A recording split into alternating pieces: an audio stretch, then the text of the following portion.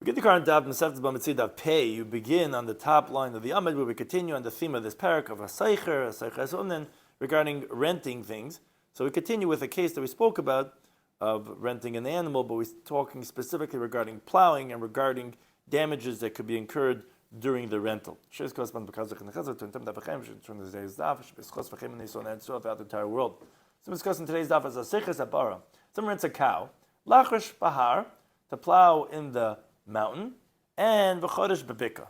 And instead of plowing in the mountain, plows in the valley. So then the nishbay can't get potter. If it breaks, he's going to be potter because if anything, it's less rocky then. But if you do the other way, then you're going to be chayiv.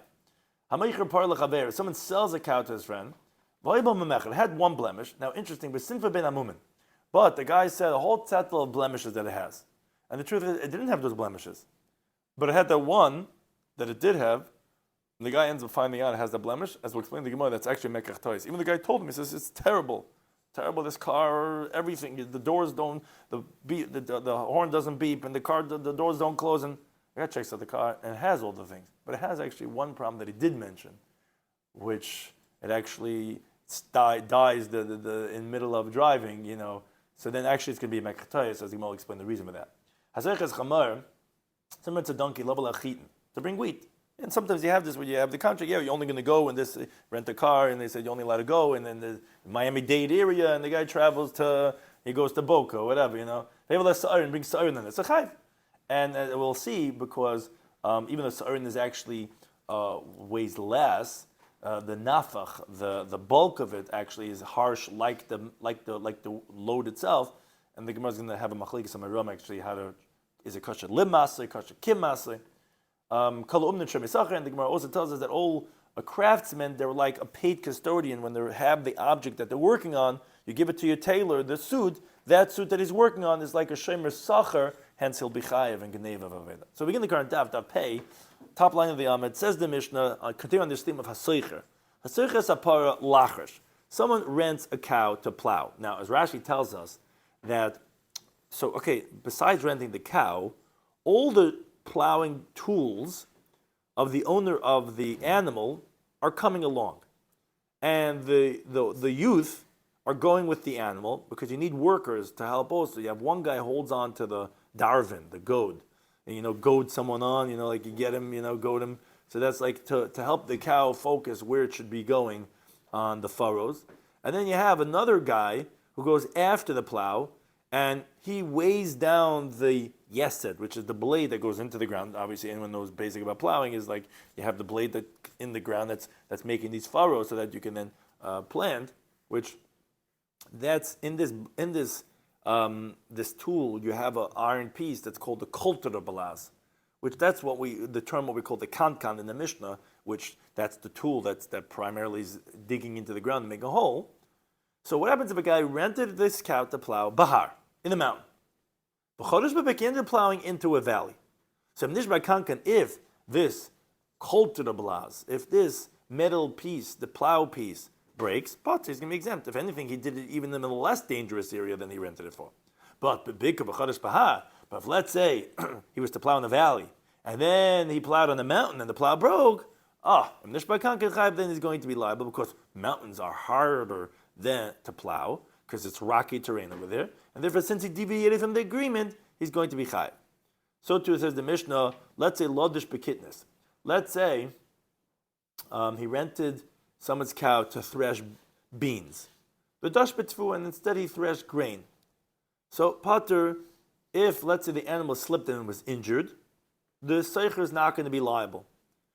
But lodish betfu, v'dash bekitnis. But let's say he was to thresh grain, but instead he threshed beans, and then the animal slipped, then chayiv is going to be chayiv. Why? Beans are slippery.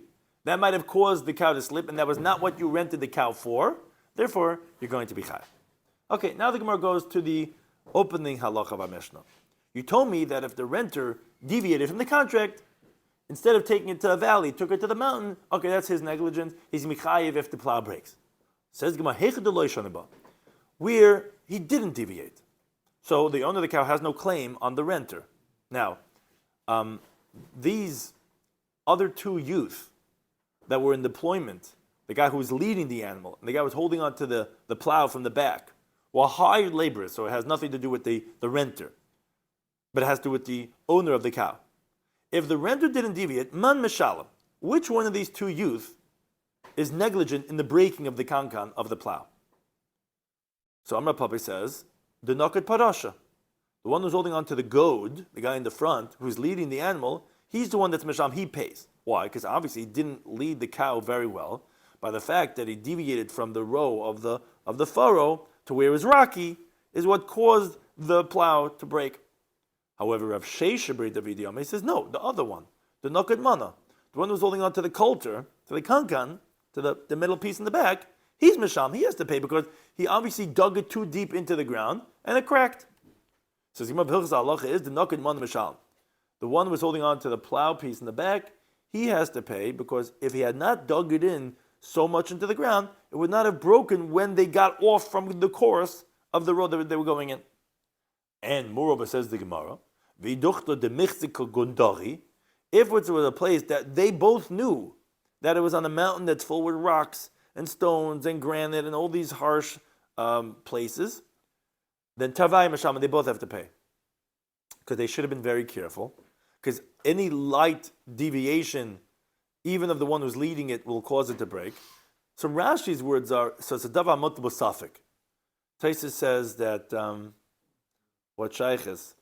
He says that we don't hold like somchis, that davar mutbu safik is chalkin, or like Rabbana, it's mechvel. If it's a safik, who broke it, so they both should be pater. So he says, no, the reason why is because both of them are negligent.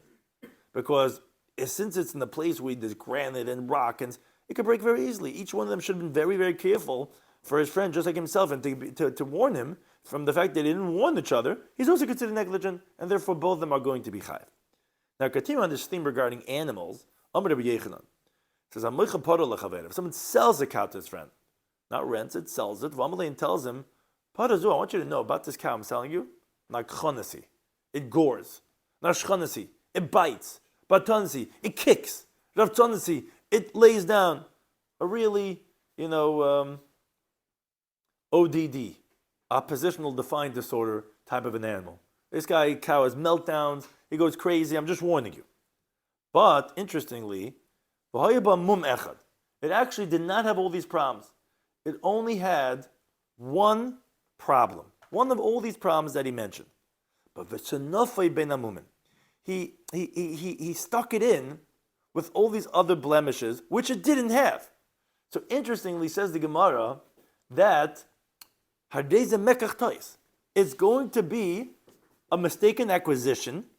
So why? So Rashi explains interestingly. The buyer recognized that it didn't have all these blemishes.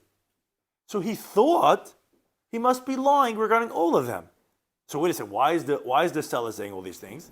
He just didn't want complaints. I don't want you coming back to me saying, oh, Mr. This, I thought, but no. I'm just telling the car doesn't work, thing that, but all this thing. So therefore it's a mekach because I didn't have in mind, I didn't realize it was gonna be an animal that bites all the time, biting my kids, or biting all these different things, all the animals I have. So therefore it's actually a mekach. But let's say he said mum zeh umum acher. He specified the name of the blemish that it really did have. That's the only one he specified. He told him it has this blemish and it has other blemishes too. So it's not a mekach, because since only that blemish which it really had is the only one that he mentioned, you should have checked to see if it has that blemish. It's your fault if you didn't check it out, and if it's not a mekach. Similar in the Brisa that not just with animals, but with humans also. Someone tells his maidservant to his friend, he says, I just want you to know, Shifchazu, this woman, this maidservant, shoitehi, she's insane. Nichvesi, she falls from epilepsy. Mishumemesi, she's mentally disturbed. Now, truth is, she didn't have all these problems. She had only one of these blemishes, but the rest she didn't have. But a snafe ben woman, but he stuck it in between all these other blemishes. It's like when you go to the doctor and they ask you all these things if you have, and Baruch Hashem, most people could just go on the no column down. There might be one that might have been there that you just didn't realize. So they said all these retarded things about her, and it didn't have. It had one thing. So then how is it mekach? It's a mekach because I didn't realize. I thought you just stopped saying these things. You didn't want me, but just Taka had this that she just collapses in the middle I can't have that. But let's say mumzel mamacha. Let's say he mentioned that one, and then he said, and another mum. Okay, you should have checked out that one thing that he specified, that he says that she's insane. You should have taken him serious when he said that and checked into her psychiatric history to make sure that she didn't have that problem. Now, the last one asked the Gemara, she says, what happens if she had all the blemishes, but the buyer didn't care about but just one of them? Now he's coming and claiming, I thought that you were including what she does have and what she doesn't have. Had I known that this one she had, I would not have bought it. Ma what's Allah? What's an interesting case that the Gemara is asking. Why should that be an excuse? But upon this, Rashi explains it. So Rashi says, what do you mean? Had all the blemishes, and he said all the blemishes. The fact that you thought probably she can't have all of them. I thought some yes, some not, and the one I taka didn't want is the one that's there, and that's not considered as a mekach, and therefore he stuck with that shefcha. Now I'll look at the next Mishnah. Continue on this haseicher as a chamor. If someone rents a donkey, lahavi lachitin, to bring on it wheat, but vehevi lasiren, he brought on it barley, which are lighter than wheat. Chayiv is going to be chayiv with the ruination of the donkey if he added on to the barley 3 kavin. Meaning, we don't say that since barley is lighter. Okay, then you could add on the weight of the barley till it equals the weight of a lesach of wheat, which the weight of a donkey is a lesach of wheat, which is a half of a kor. You would think, okay, barley weighs less. You told me you could have this amount of weight. I'll add on to the amount of the barley to be that weight. No, that you're not do. You can be chayiv for the injury of the donkey. So too, let's say tavua. Let's say you rented the donkey to carry grain. Behavior tavin. And you brought in the straw, which obviously weighs less, but then the same idea that you added onto it. Chayiv can be chayiv. What's the reason for these halachas? Says the Gemara, I'll tell you the reason for this.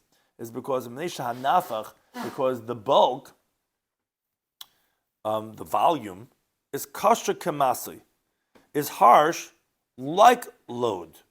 Now, since the bulk of a lesach of barley is like the same bulk as a lesach of wheat, although it weighs less, the addition that you're going to be adding on, which will have machlekes in the Gemara how much addition, but the bulk with the weight is more than just the weight of the wheat. So although weight, let's say you're able to have a lesach of wheat, you can't have more than a lesach of barley, even though the weight is less, till it equals the weight, because you're not just making equivalent to the weight now, you're actually now adding bulk with that too. Bulk is harsh like weight. So therefore, you can be chayiv for the injury because the donkey can't take that amount of load. Now continues the Mishnah. Let's say it's lehevi lesach chitin. Let's say you had contracted to bring a lesach of wheat, lehevi lesach sarin, and all you brought was a lesach of barley. You didn't add on. Okay, then then you're going to be exempt if it dies, because if anything you did less by doing the barley. Now, the next words is debated in the Gemara if this is continuing what we just said or going back on the beginning of the Mishnah. No, actually, this is the this is going back. All depends how you read this also. If you add on to the load, you can be chayiv, which could be any one of these that you have a limit and then you're doing more, you can be chayiv. Now, how much do you add on to the load, you can be chayiv? So this is a question if it's what we just said or it's going back in the beginning of the Mishnah. Some Chazayim and Mishnah Meir says it's a sa l'gamal. If you do a sa more for a camel than what it's supposed to have, it's going to be you can be chayiv. And shleishi kam l'chamar. If you do a 3 kav more for what the load of a donkey is supposed to have, then you're ready to be chayiv for the injury that happens. Itma we learned. So we have machlekes in the wording of the Mishnah between Abaya and Rava. Like we said, because grain is sold by the sa, a measurement of volume, not weight, and chitin, wheat, is heavier than sa'irin, than barley. So Abaya Amar, he says like this: Kasha kim masritznan. That, like we explained before, that even though the weight, the load of the weight is as heavy as the load of wheat when you add on to the barley, but the bulk is like the bulk of wheat, and therefore the bulk is like load itself. And if that's the case, as the Gemara is going to explain in a moment, that's going to take it over the top to injure the donkey. Rav Ami says no, kasha limasa tanan. It's harsh for carrying, but not like carrying. What does that mean? So the Gemara explains both these opinions. Abai Ami says kasha kemasu tanan. It's harsh like the load, which is like this. Nafcha, the bulk, is harsh ki tikla, just like weight. Now, since the bulk of the barley is the same bulk as the wheat, it's like you already have equal weight. And now if you're going to add on 3 kavan, which that's the measurement of addition for a donkey to make it injured, meaning even just 3 kavan, because essentially bulk already makes it the equivalent, even though it's less weight, and even though you end up with less weight even. Adding on 3 kavan already throws it over the top. Rav Amai says, no, it's not kasha kim masoi, kasha lim masoi tanan.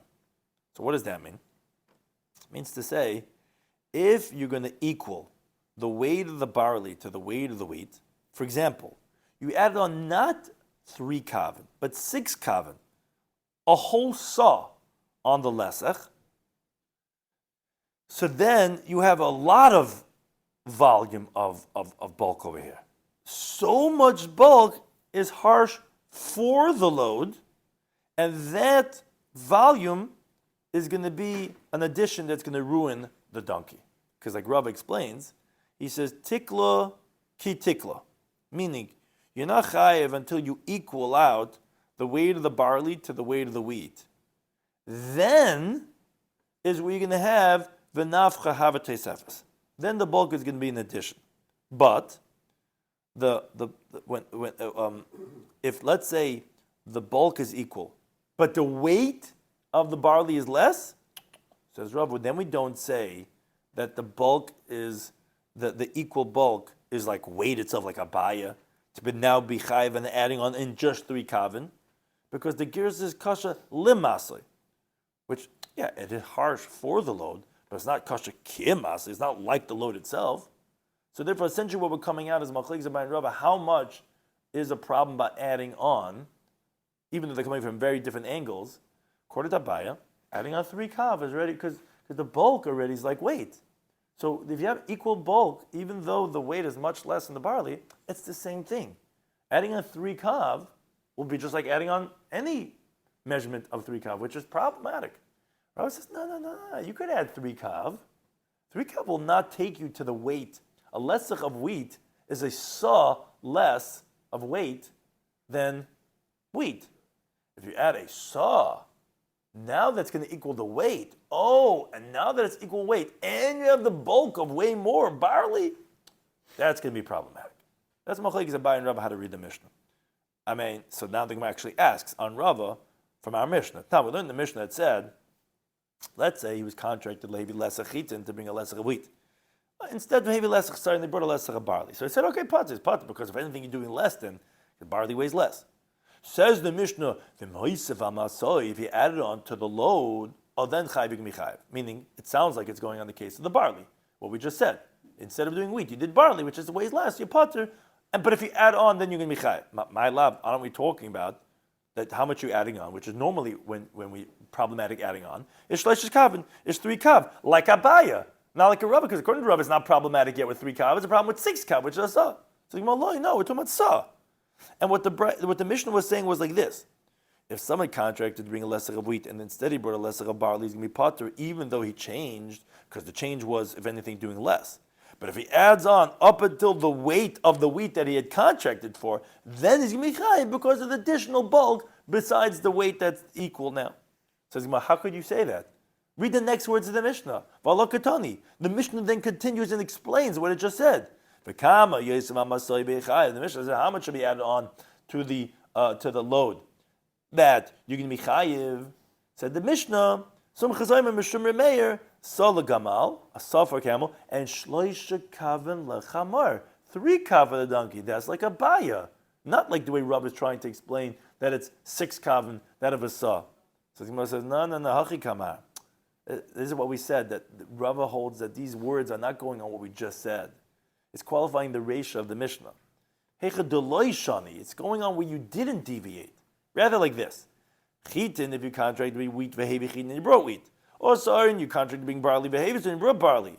That's what the Mishnah is explaining. How much would be overloading it that you'd be chayiv?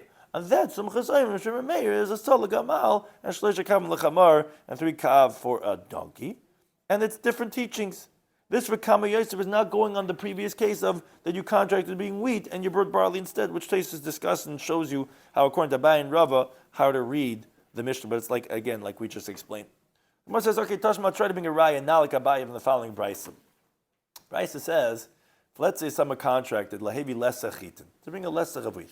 Even he brought as a getin tam and beis, sheish esrei sa'orim, 16 sa of barley, which obviously 15 sa is what a lesach is, because a lesach is half of a kor. So he added on 1 extra sa, and the reason why he did this was because I was going to bring a lesach of wheat. I'm taking the lighter thing of barley, so I'm adding on the sa to equal to the weight of the wheat. Says the Brisa, chayiv, you can be chayiv because of the bulk. That's the extra sa, which is 6 kav. Wait a second. It sounds like Hashleish's kaven. If you only add on 3 kav, which is half of a sa, pater would be pater, which is like Rava, not like Abaya. Says the Gemara, Tigma Abaya would interpret that this Brisa is talking about b'mechikta, when it's leveled. So what does this mean? So actually Rashi first brings up Pshat, there's talking about wormed barley, which he found this in Chuvas Geonim, which he finds that difficult, because who cares if it was wormy or if it wasn't wormy? You still have the bulk of the lesach and the 3 kaven, and you're saying that potter. According to Abaya, the bulk is like the weight, and if it wasn't wormy, barley's also lighter, and still Abaya holds you can be chayav because of nifcha, which Taisa holds is not a question, because Taisa says, yeah, but obviously there's a difference between iron and stone, and you're taking bran and feathers, Okay, Balkapanim, Rashi likes a different pshat. He says that the load of a donkey is a lesach. Generally, that's measured. There's 3 types of measurements. There's tefufais. There's actually when it's gedushais. Gedushais is like when it's overflowing. That we're not talking about here. But there's something called tefufais, which is like the middle type of load that it's like a little bit over. So that's when we say you could have 15 sa. When you measure that sa, people like they cut it off at the top, or it like pops out a little bit. Tefufas, it pops out a little bit. Now, it's usually measured tefufas, not mechukes, which means it's totally level, like nothing over the top of the line. Now, Abaya says this 16 sa of barley guys bringing are mechukes. Oh, interesting, because a mechek, when you measure your 15 sa or 16 sa in this case, that you did it leveled, you're only going to have 3 kaven more, not 6 kaven more. It's going to be missing 3 kav because you didn't let the little tefufas to come out. So that means to say you're only adding onto the volume of the lesach 3 kaven. Because again, tefufas are not machuk and not gadish. Machukah means to say that it's full, but there's nothing coming over the top. So Abaya basically just told you that the 16 sa is really not 16 sa, it's 16 sa of mechukais, which generally the 15 of wheat that you'd be allowed to, that lesach, would have been 15 tefufais. So you're really only adding on a volume of 3 kav, and therefore that's why it's not a contradiction to Abaya. Now, a related discussion, talking about in the Brisa, kav is an addition likasaf, to someone who's carrying items with his shoulders.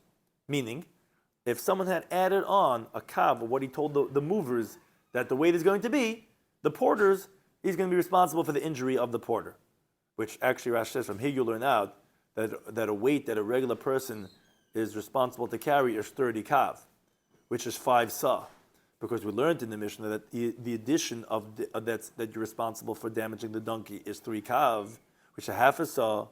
And you told me that the load is a lesech, which is 15 sa. Obviously, an addition that's detrimental is 1/30th of the load. So we're teaching you by the kasav that if you add on a kav, you can be chayav. Later on, the Gemara is going to ask, I mean, he's an intelligent human being. If he can't carry it, he should have thrown it down on the ground. Why are you holding the guy who hired him responsible for something that's too much for him? Akapanim continues the Gemara. Adriv says the Braisa, a lesech is an addition la'areva for the load of a small boat. Kar is an addition l'svina for a medium-sized boat. Shloishes kurim, 3 kur, is labur negedayla for a large ship. If you add on that weight, that's your responsibility because that's too much that will damage the boat. Now, on Amar, so Tan the Braisa said the first case was kav lekatav. If you add on the kav to the porter, well, that's dangerous, and you're going to be responsible for that. So I don't understand. If he can't carry it, Bardasu is an intelligent human being. They let him throw it down the ground. Why am I responsible? So Abai says b'shechaftul alter. Someone where it pushed him down right away. He didn't get a chance to unload the weight from his shoulder until he just was crushed beneath it. Then you're responsible for his damages. Rav Ami says, no, I feel like even if he didn't throw it down right, he didn't throw him down right away. You only need it. You got to pay him more. So I didn't expect this. This is not what I usually have to do. You got to pay me more. Rav Shami says, no. The guy thought, they thought, I'm probably not feeling well today. I didn't have my Wheaties. I didn't have my protein drink. I don't know, whatever it is. I'm like, he thought it's his own weakness. Meaning normally you'd say an intelligent human being would throw it down. He thinks it's his weakness, and therefore that's why he didn't throw it down, and therefore it would be the responsibility of the guy who hired him. We also said in the Brisa that car l'svina, an extra car for a medium-sized boat is considered responsibility. And shleish's car in the burning gedayla, 3 car for a large ship. So my Papa says, what you learn from this is that stam svinas, generally by boats, the load that it has to be able to carry is bas tlas and kairin, is 30 car. That has to be big enough and to be able to go traveling on the water with that amount. Because, like we said, the Tosefes that you're responsible for is 1/30th. For the fact that you said a car for a boat, obviously a boat has to be able to carry 30 car as its weight. Who cares? When the guy's selling you a boat, you has to be able to carry that amount. If not, it's a mekach because it was not the appropriate requirements for what a boat should be able to carry. Continuing on Lacha of the next Mishnah, continuing on this hasoiches umnin. So now we're talking about, we were speaking about of the hasoicher part of it till now. Now we're talking about of the esa umnin part. Kol umnin. All professionals, kablonin, which they accept upon themselves to do the work in their own homes. So you go to the tailor and he has your suit by him, your custom-made suit, or the guy who's the auto mechanic, whatever it is, but there's a job that he's doing for you in his own shop. Shomi sacherhein. They are considered paid custodians, and therefore if there's a theft from the store, or if it gets lost, they are going to be responsible, as the Gemara explains the reason. Now, however, says the Mishnah, but if all the professionals said to you, Tala shalach, take your suit, I already finished it, and when you take it, so v'havi ma'is, bring money that I'm not holding on to your suit till I get paid. So now he actually becomes a shemechinam. He's considered now unpaid custodian. Similarly, says the Mishnah, let's say Shamar Li V'esh Malach. Let's say a guy says, you watch for me, I'll watch for you. So each one is watching, but he's getting a benefit that the other guy's watching for him. So Shamar Sacher, he's a paid custodian. Let's say he says, Shamar Li, can you do me a favor, watch this for me? Family says, okay, Hanach Lefan, put it in front of me. So Shemachin is an unpaid custodian for what the guy's asking him to do. Hilveu, let's say someone lends someone money a la mashkin. On the security, he says, look, you want a $20,000 loan? I see you have that Corvette, that antique Corvette in your driveway. Do me a favor. I want to hold on to that Corvette for the loan. So the lender is a shomer sacher. He's considered a paid custodian, which actually we'll see on Daf Pei Beis, is of course actually the schar of the mitzvah. The mitzvah that he's doing, where he's engaged in this loan with the mashkin. so that actually is considered as a mitzvah that he's doing. Therefore, that reward is why it makes him a Shem Esacher. Yudami says, it depends. If he lent him money to Shem Echinam, he's actually considered just as an unpaid custodian, because as Rashi explains, Rabbi Yehuda does not hold that the schar of a mitzvah regarding like monetary halacha, like that reward is not considered like you getting paid as if like you should be chayav for Gneva Aveda. But Hilveu Peres, but he says if let's say you actually lent him produce, then you actually are a Shem Esacher. Why does that make you a Shem Esacher? Because generally produce rots. You're actually happy that you lent it to him, and you're gaining by that transference, and therefore now that you're watching his mashkin, you're actually watching it with a gain, because you're happy that he borrowed the pace, because all those avocados you had would have turned brown, and you're happy, Luxembourg, this neighbor, and so you're gaining now, so now you actually consider it as, you're not getting paid to watch his mashkin, but that's considered as a benefit. Now related, Abba Sholem, he says, a person is allowed to rent to other people, mashkoin shel ani, the security of a pauper that he has by himself, li is paisik, so that he could set prices on it, and to continuously diminish from the amount of the debt, which he was going to explain what type of mashkin that we're talking about. It's like returning a lost object to the owner, meaning the borrower who is poor, and that you have his mashkin, you're doing him a favor by leasing it out to others, because that's diminishing the amount of debt, and therefore you're allowed to do that. Now it says the Gemara, let's say our Mishnah that says that all these umnin are Shemer Sacher is not like Remeir. Katan in the Braisa, Seicher, someone rents an animal, Ketzad Mishalim. How is his responsibility of payment? Because as Rashi explains, what's interesting is that Shemer Chinam, an unpaid custodian, Shemer Sacher, a paid custodian, and a Shoyel, a borrower, all written in the Torah and Parashat Mishpatim. The Seicher, which is the fourth of the four custodians, is not written in the Torah. What is his halacha of liability regarding theft and loss? Is he patur or chayv? It's actually machlekes tanoim. This is actually the source of this halacha. It's actually not sourced in Bava Kama, although it's broad. It's sourced over here. Remeir says, kashem mechinam. It's like an unpaid custodian. That is because he's paying for the rental of the car. He's not taking any payment for the watching of the car. Now, therefore, as Rashi explains, a tailor, a car mechanic is similar to a renter, that the benefit of the payment that he's getting is for his profession that he's doing. He's not getting payment for watching your car. He's getting paid for the work that he's doing.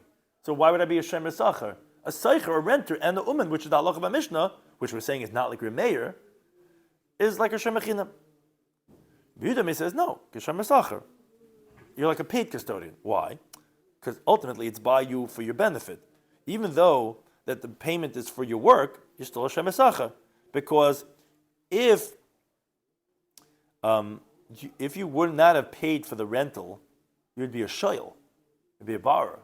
A borrower is chayv an einzin. Now that you're paying for the rental of that Cadillac, you're not a shoyel, but you're Shemer Sacher. Because ultimately, there's a benefit that you're getting over here, so therefore, you're a Shemer Sacher. Al kapanim, the machlekes of Seicher, Rashi says, it's the same thing that you have by Uman. So our Mishnah that says Uman is a Shemer Sacher, seemingly is not like Remeir. Says Gemara, no, not necessarily the case. Afalatema Remeir, you can even say our Mishnah like Remeir. How so?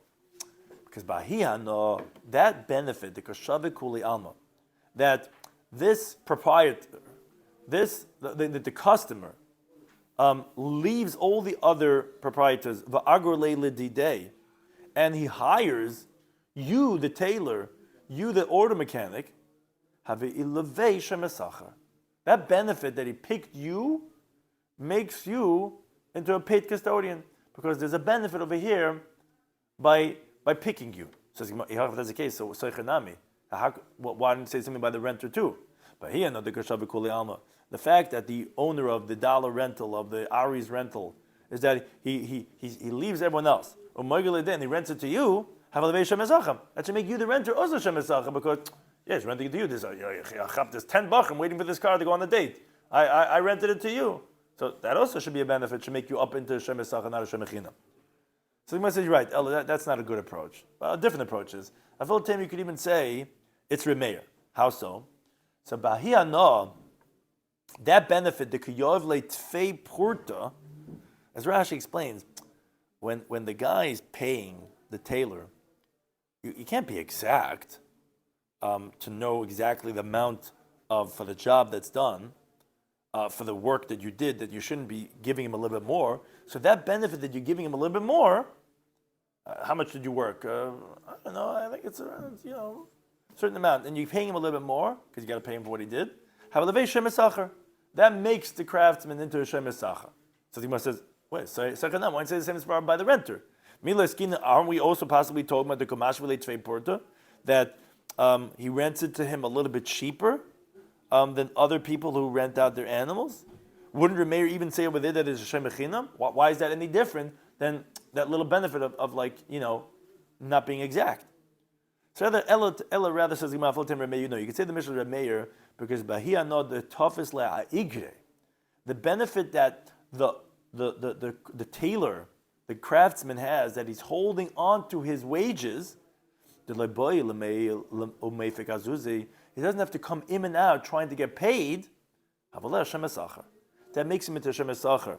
Like Taisus in the bottom, Taisus explains, he says, Uman is for sure Shem Esachar because he's getting a profit, this that he's holding onto your suit. Because most craftsmen, he says, they work by the customer. They're not holding on to anything for their wages. Now that he's doing it in his own house, he's holding on to your stuff, that's a huge benefit, that's a Shem Esachar. But a Seicher says, doesn't have any Hana, because every Seicher is holding on to the item that he's renting. You can't do it unless you're having the car, the donkey. So that wouldn't be considered as a distinct benefit to the renter. That's where Meir says you're Shem Echinam. But by a craftsman, well, many times you could be doing a tailoring job at someone's house, and you wouldn't be holding on to the suit. The fact that you're holding on to the suit would make you. Now, one more answer, if you want, you could say that, no, you could actually say that Uman is the same thing like a Seicher. And still you could say the Talmud Mishnah is like a Meir. Because, as the Gemara brings this in Baba Kama also, because Rabbi Baravu actually inverts the opinions of the Brisa. Seicher Ketzim Misham, how does a renter pay? Remeir says Kishem Sachar, B'Yuda'ayim Kishem Echinam. So like Rashi explains, what you just gain, it's just because we wanted to say the Mishnah is like Remeir, because we know what the Gemara tells us in Gindav Dald, Stam Mishnah is Remeir. So we had a difficulty. We said, seemingly our Mishnah is like Remeir. No, the Mishnah is like Remeir, because actually Remeir is the one who says it's Kishem Esachar, and that's exactly like our Mishnah says, that the Uman is like Kishem Esachar, which is exactly like the Seicher, and that's like the inverted translation, interpretation of that Mishnah. Thank you to any time for hosting us.